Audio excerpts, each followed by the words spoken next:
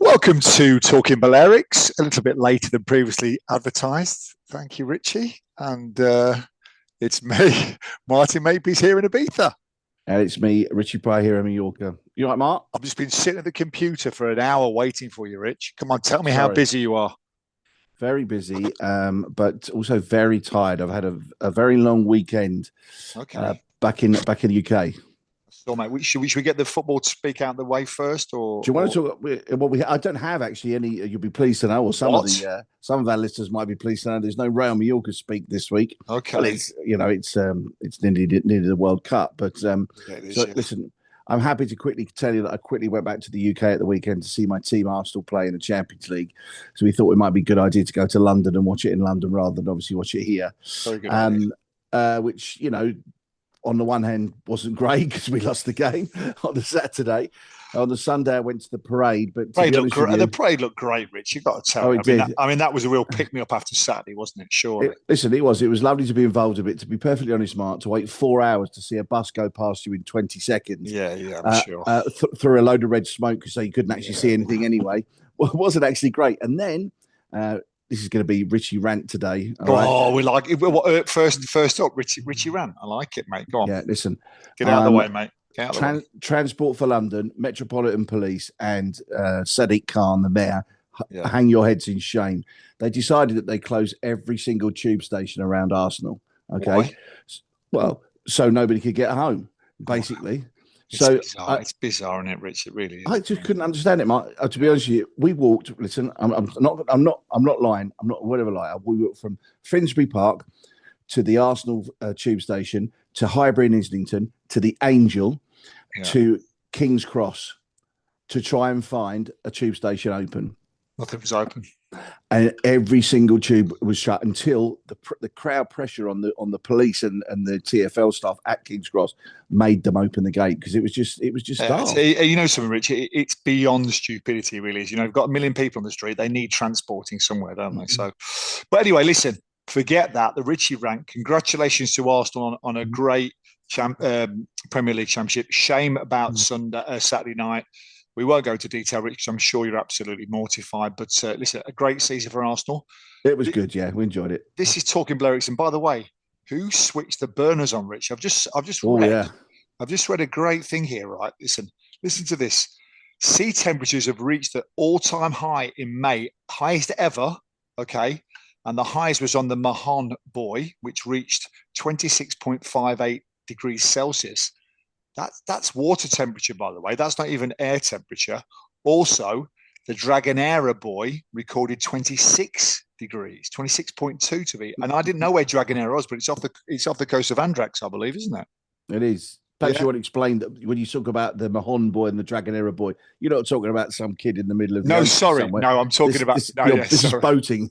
This is boating speak. Obviously, the AMET, which is the Balearic weather people, they have a buoy. They have temperature on a buoy, which is like the floaty thing in the sea. The buoy, the floating thing. There you go. It's almost as good as your paint place, isn't it? The floaty thing. Nobody wants a floaty thing in the sea, do they? It's a floater. It's a floater.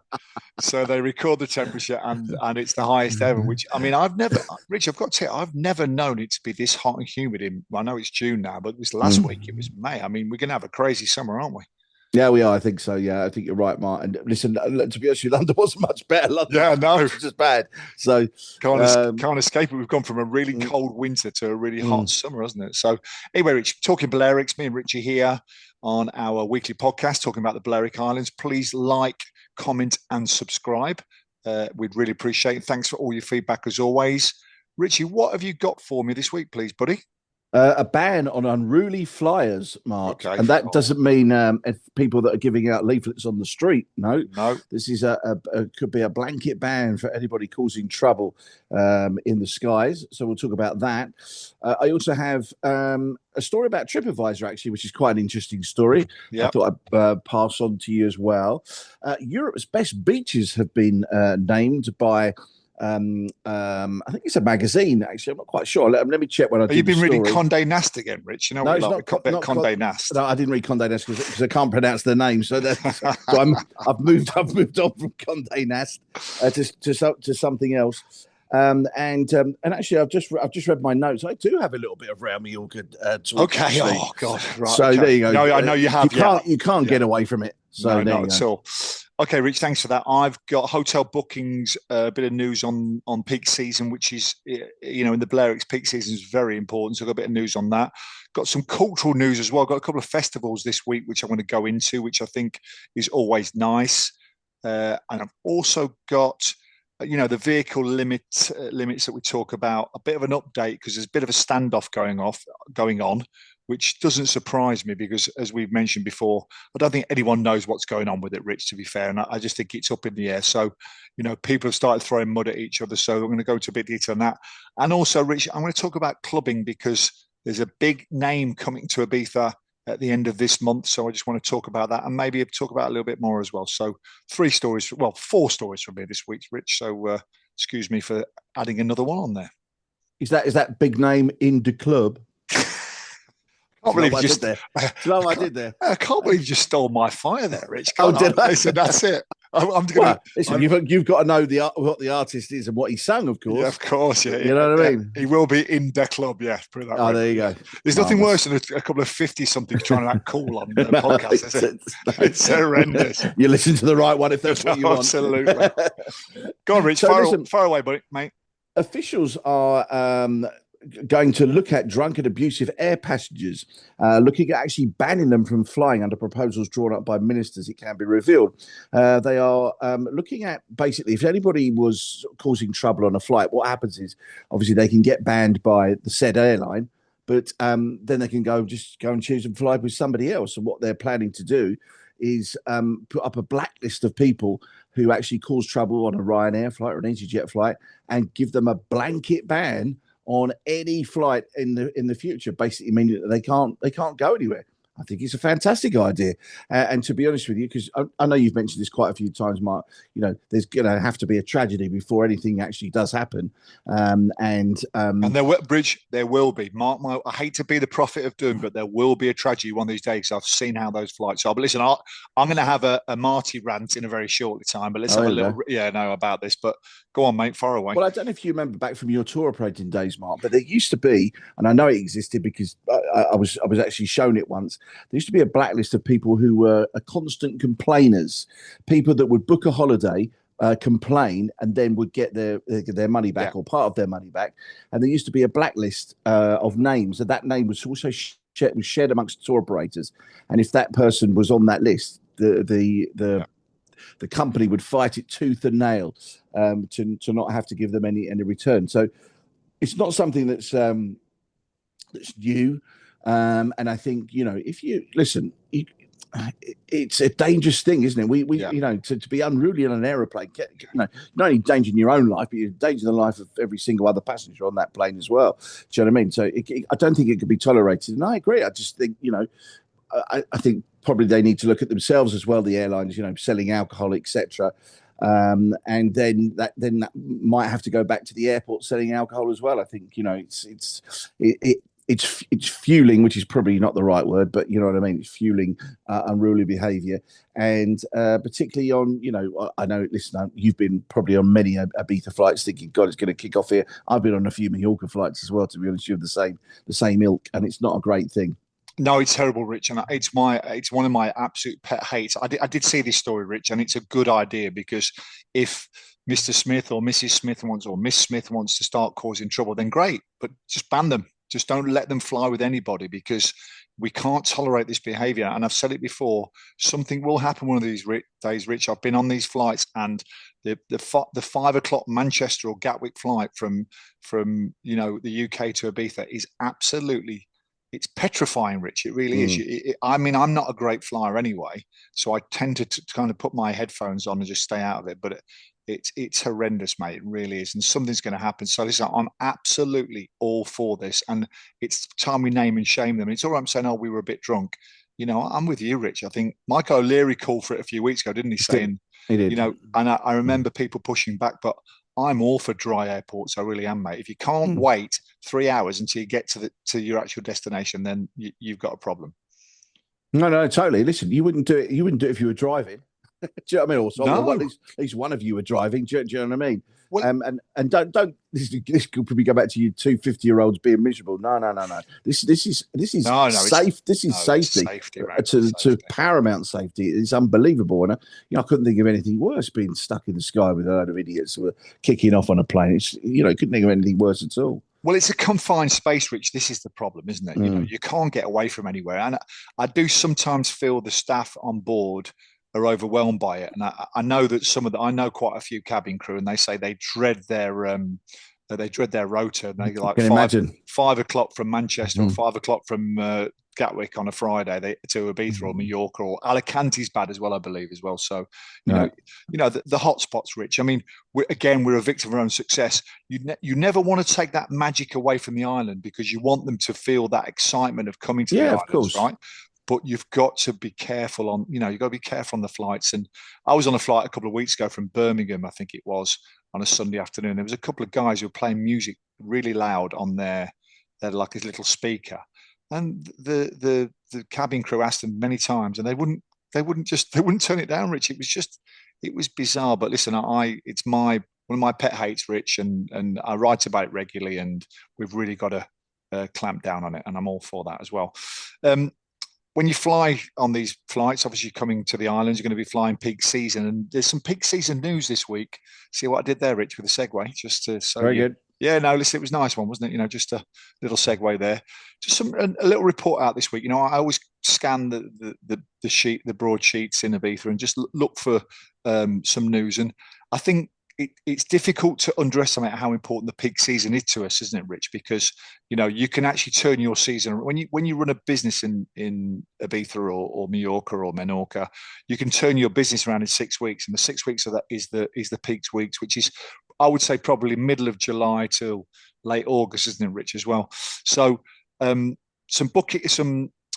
report out this week saying that August bookings are reportedly coming slower than expected, which is a bit of a surprise, really. Now, it's significant because August is normally Ibiza's golden month. Hotels usually don't need to work too hard to fill the rooms at that time of year. And let's face it, Ibiza is not cheap, and this might have something to do with it. So I know I've probably sent you the report before, but the average hotel room in July for Ibiza is €279 per night. That's a room for 2 people. So you're looking at €140 per person per night. And that goes up to €312 per night in August. Now, it's incredible, Rich. Can you remember back in the day when we were contracting for tour operators, and it used to be 1,000 pesetas a night, and that was expensive, wasn't it? Which is like €6 a night, wasn't it, back in the day? So now the average night in Ibiza is €312 a night in August, which is incredible, really. So, but listen, we're not panicking, Rich. The feeling seems to be that the demand still exists, but consumers are just becoming a bit more cautious, more selective, and a bit more last minute as well, Rich. I don't know what you're getting on in Mallorca, but it's becoming a bit of a last minute market. I think they will come, Rich. The clients will come, but they will come a little bit later as well. So, but the bigger debate for Ibiza is whether this is simply a new booking trend or whether it's the island premium pricing model, which is starting to put people off a little bit as well, because when August slows down in Ibiza, people pay attention. I think that's why it's come to light. So be interested to see what happens in the end. I think we will come through, Rich, but at the moment, as I said, we're not panicking Ibiza, but it's just a little bit of just need to nod to realise that maybe bookings aren't going as well as we expected. And you might well find, Mark, of course, if the price is that high in August, that even by dropping their prices by 10%, they're still making a very good profit margin anyway, really, aren't they, when you think about it? So let's see, because I think you're right. I think it will come. It's just a matter of, well, they just need a few dodgy weather days in the UK, because obviously this weekend and the last weekend they've had some great weather. Do you know what I mean? Just need a few rainy days, and then I think attitudes might change, and people, as we talked about last week, wasn't it? It's 34 degrees, but where am I going to go in the middle of Birmingham? I'm not going to go to Café Del Mar, am I? No. So that's sometimes the little key to the booking of the flight or whatever. Exactly that. Talking of booking and everything else, I don't know if I caught this story. It was by a guy called Steve Endicott. You know Steve, yeah, I know Steve, I know yeah. Steve back from the sort of tour operating days, and he was one of the sort of forerunners of online travel agents, and He's a bit of a pioneer. He's a bit of a pioneer, Steve. He's actually, I think he was Air Tours, wasn't he? He was Air Tours. He was Inspirations. He was around a lot. So he's quite a pioneer, Steve. He's done very well for himself. I think he's retired. Isn't he going to politics these days as well? So well, he's very much into his AI as well. He's in his AI, yeah, exactly.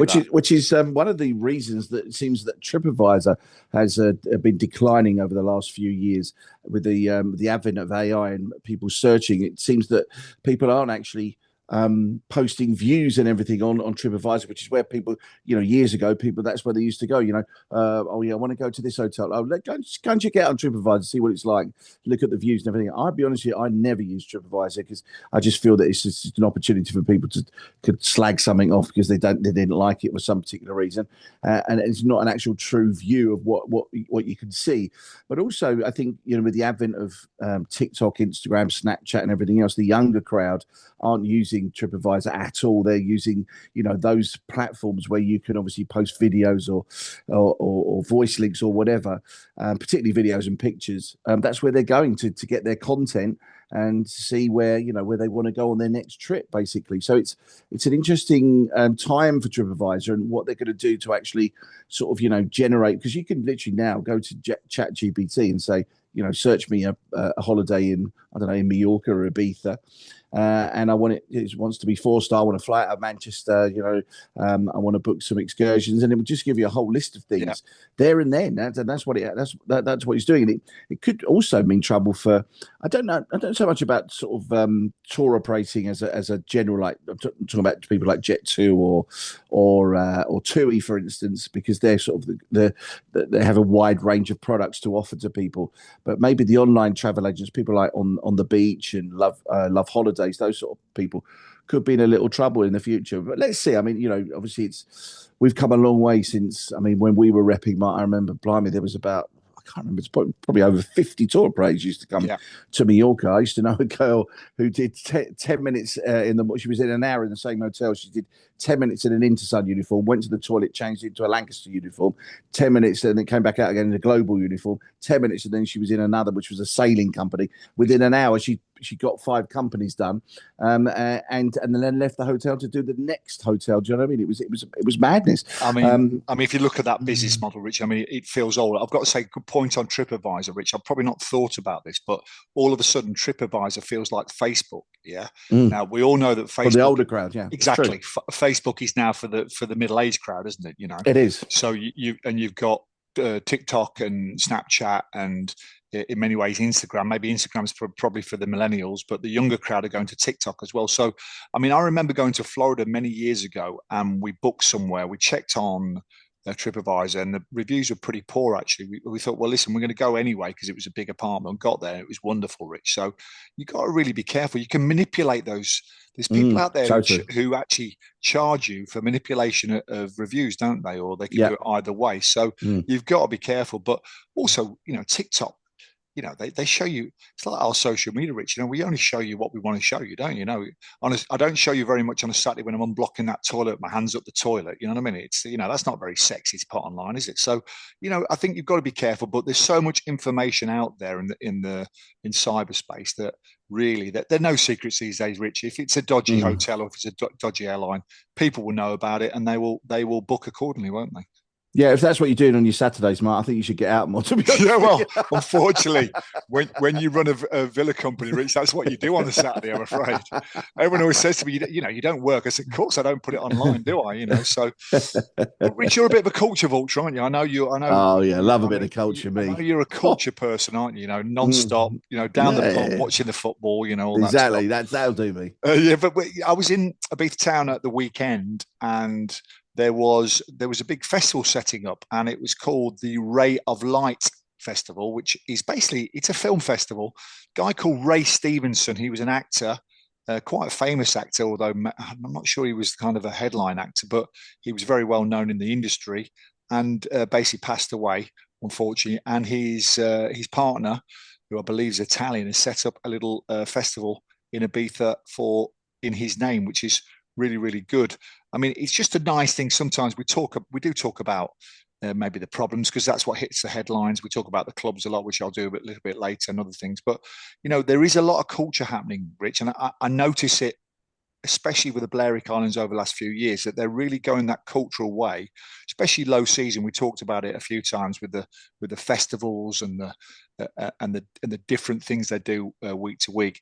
This new one this year is called Water and Gratitude. Okay, and it's just it's a nice thing that they've put up big screens at the top of the old town in Dolt Villa. They put a big screen there. They put one in the Plaza del Parque, which is at the bottom. So they're screening films.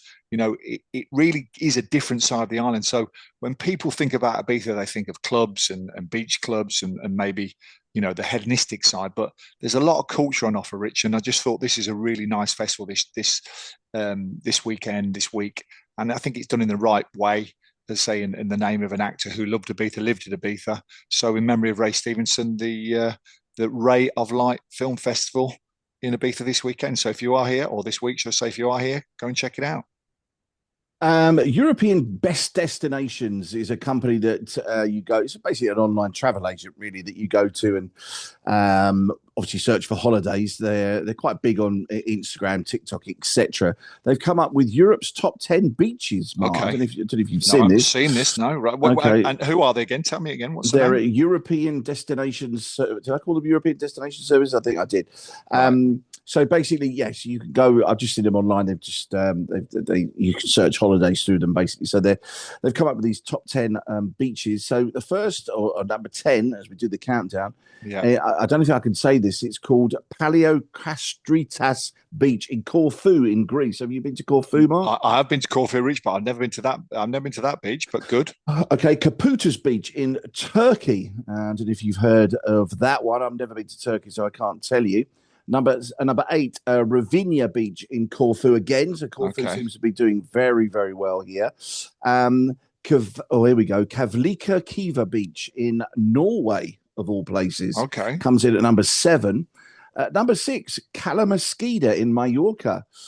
Is at number 6. Cala is a beautiful beach. I do know it. Whereabouts is that, Rich? On the northeast coast. Nice. Over sort of above Cala It's I think it's just above Cala Mallorca and sort of Sacoma, up that part of Mallorca. So beautiful.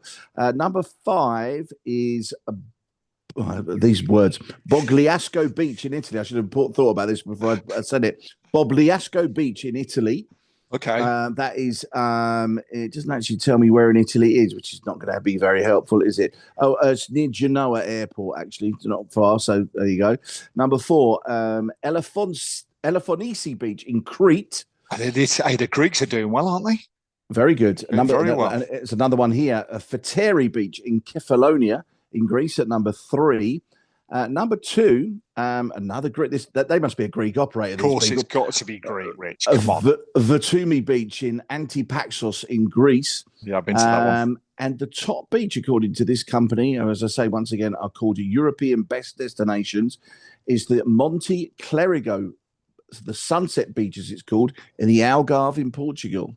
Well, Rich, I'm not having that, mate. I'm sorry, buddy. I'm not having that. Someone sponsored that because there's only one Balearics one. Are you telling me they're all better than Ilietas Beach or Espalmador in Formentera? I'm not having it. All right, but let me tell you. Oh, I'm having a rant now, Rich. Sorry, mate. I'm having a rant. Let me tell you how this was all evaluated. Each beach was evaluated on a combination of factors, including natural beauty, water quality, activities, beach services, accessibility, authenticity, environmental preservation, nearby accommodation quality, and overall atmosphere. The 30 highest rated beaches were then presented to an international jury of travel tourism experts who cast their vote to curate the definitive top 10 list.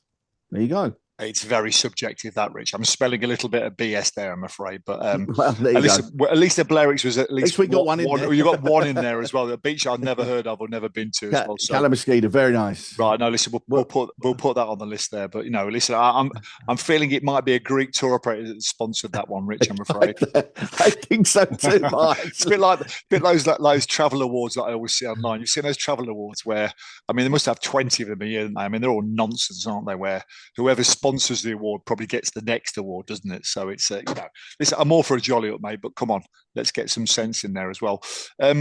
Talking of beaches, difficult over here to park near a beach these days, Rich, because it's peak season. We're coming into peak season. And obviously the car debate just goes on and on in Ibiza. Now, we've talked about it many times on the Talking Balearics podcast, should I say. And there's a bit of a standoff, Rich, between Balearics. Have you ever Balearics? The Balearic Rental Car Association, because obviously the big losers in all of this car limitation in Ibiza is going to be the car hire companies, because before they just bought as many cars as they wanted and the island got jam-packed. But now we've got this 17,688 vehicles per day, okay, and with approximately 14,000 authorized rental cars, So what they're saying that basically the rollout, basically Balaval has come on and say the rollout has been confusing, and the new limits are designed to obviously reduce the numbers, but they haven't had any information about quotas, about planning. I mean, we knew this was going to happen, Rich, didn't we? I mean, who's got the calculator on the way in here? I mean, it's just bizarre what they're doing, and then they really need to get a handle of it, because as usual, I think it's a great idea in principle, but they really need to enforce it now. So it's a bit like no caravans on the island. It's great, but you need someone turning them back, or turning or finding them as they come onto the island. So you really need to enforce these laws. And I think the Balearics, we're very good at coming up with these laws, Rich, aren't we? But we're not very good at following through with them. So there's a real standoff about it. The car hire companies aren't happy, which they were never going to be, Rich, because you're taking away their livelihoods. But listen, so be it. I'd rather go on the side of the environment than the car hire companies. And basically, they're just saying that they haven't got a clue what's going on. And let's face it, I don't think anybody's got a clue what's going on, Rich. So, let's see how the summer pans out. I think we talked about this last year. We didn't really know how it was going to sort of pan out last year. No. We don't really seem to be any much the wiser, do we, Mark? No, to be perfectly honest. But this is going to happen in Mallorca, Rich. Trust me, because it's happened in Formentera. I did see somebody talking about it over the last couple of days. To be perfectly honest, a vehicle, same thing, a limit on the number of vehicles, but. How are you going to do that? I think this is the problem. It's a great idea, but the enforcement is where it comes into it. And listen, you've got 1 million people on that island, Rich. We've got 150,000. So 1 million people. I bet it's more than 1 million cars on that island, isn't there? Got to be more than 1 million cars. Well, majority of people out there, and I'm one of them, has got more than one car. So, yeah. So I mean, it's one of those things where I just think we need to get a handle of it. And there's a bit of a Mexican standoff, Rich. Let's just put it that way. Well, I have got a little bit around Mallorca talk, Mark. You said that you were going to. Is it about the manager? It is about the manager, yeah. Martin Di Michaelis, who is a former player at Manchester City, if you didn't know, has signed his contract till 2028. So he renewed his contract, which I think is a good move from Mallorca's point of view. They had a good season rest of the season when Martin, although people might say, well, he took him down. It wasn't really his fault. It was what had happened before that took them down. He got the team playing quite good football in the end, to be perfectly honest. Players that are staying and going, I heard that Sergi Darder has re-signed, taking a 50% cut in his wages, but has re-signed. He's from Mallorca, Darder, so I think that's a good move. I've heard along the grapevine that Mojica, the left back, is moving. He's probably going back to Brazil.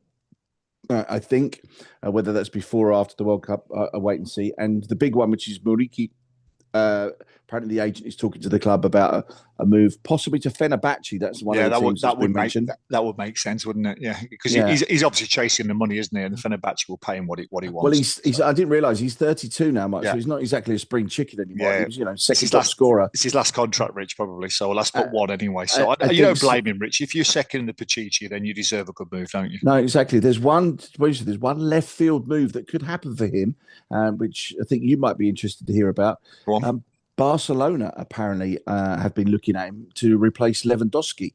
Because obviously Lewandowski, yes. Well, I think he'll be a bench player for Barcelona, but I can't see him playing very much. Yeah, I mean, it would make. I mean, everyone needs a big target man up front, Rich, don't they? Come on his head, son. up to Karachi. Well, there you go. There you go. Well, listen, don't forget you've got just paid 70 million for Anthony Gordon as well in Barcelona, which is very bizarre. No one saw that coming, did they? No, and then you obviously still the Rashford situation to get sorted as well. So could be interesting times in La Liga next year. Absolutely. Rich, is it your birthday? Why is that? It's your birthday. Yeah. There you go. There you go, Rich. There's a little segue. So, big news. At the end of this month, 50 Cent is playing Pasha in Ibiza. Now, I was just thinking, Rich, back in the day, I mean, I remember when Kylie Minogue was big news about playing over here, but now we've got such superstars playing all the time. And I would say 50 Cent's a world star. Would you say that, Rich? I don't know. Would you say he's a world star? Yeah, I think so. I mean, I know he's a bit older nowadays, and maybe the younger generation probably won't know him. But what's amazed me, Rich, how much do you think? I was checking online today. How much do you think a ticket to watch 50 Cent at Pasha is going to be? How much would you reckon that is? Just a general entrance ticket, just a GA general entrance ticket in to watch 50 Cent at Pasha. What do you reckon? 250. 60 euros, Rich, at the moment. 60 euros. Really? Yeah. Right, okay. Which I saw online that someone exactly. I think you have to be before midnight. I think it's 70 euros before 1 o'clock. But it's not bad though, Rich, is it, at Pasha? Now, I don't know if you saw my blog this week. There's a guy from Benidorm called Frank the Stagman, right? Well, you don't like Frank, do you? I don't like him. He just talks complete shit all the time, and just say what you mean, Mark. You know what I mean? No? Richard, listen, he's obviously fishing for clicks, and I shouldn't rise to it. By the way, you have. I know I can't help it because I just think he needs it. It needs calling out now and again. And he came online this week to say that the Ibiza authorities are looking to close down the clubs. I mean, I've never heard so much nonsense in my life. Now, Dwayne Nolan, obviously our friend Dwayne, put a great post on today, and I'll actually flag it because he said, listen, back in the day, 10, 15 years ago, clubs didn't even open till the end of May. So we'd just be finished the opening month now. But clubs are now opening at middle to late April. So we've already had 6 weeks of clubs being full. And I saw some pictures online, and every club is rammed, Rich. It really is. So clubbing has never been so vibrant on the island, and also it's never been so busy. If you look at the names that we've got, you've got Black Coffee, Skepta at High, you've got James Hype, Medusa, Dom Dollar. You've got Calvin Harris, who God knows how much he must be charging for his gig on a Farmer Harris. Is he coming out? Is he coming out? Is he? Farmer Harris, no, Calvin Harris, mate. No, okay. Not Ron Harris, not Ron Chopper Harris either, mate. No. So I mean, Ushuaia have got the big names. They've got Calvin Harris, David Guetta, Martin Garrix. These places are absolutely full to rafters, rafters rather. And I can't remember a time where clubbing and Ibiza went so hand in hand. It just seems to have changed. Okay, there's always going to be a bit of pushback from the locals because of the noise and the traffic. But I think we've all accepted that clubbing's such an important part of this island, Richard. We really have. So for when that guy from Benidorm, I'm not even going to mention his name, again, when he said things like that, you've got to push back, Rich, because we've never had it so good in Ibiza. We really have never had it so good. And there's just so many people enjoying the clubs night after night, enjoying the beach clubs in the daytime and the nightclubs at night. So, long may it continue. That's what I say. I agree. Absolutely. Perfect. On that little note, I think we're done, mate, aren't we? We are, yeah. Rich, can you try and be on time next week, please, Rich? Yeah. I'll try and make it if I can. I've now got to spend an hour editing it, and it's 8 o'clock. So I wanted to go out for a gin and tonic tonight. Well, it's Tuesday. You should stay in, Mark. Have a haulage and go to bed. Rich, I can't leave you. I can't lead your life, Rich. Sorry, buddy. Rich, always a pleasure, mate. Take care, Mark. See you soon. As always, I'll speak to you soon. Cheers, Rich. Bye-bye. Bye now.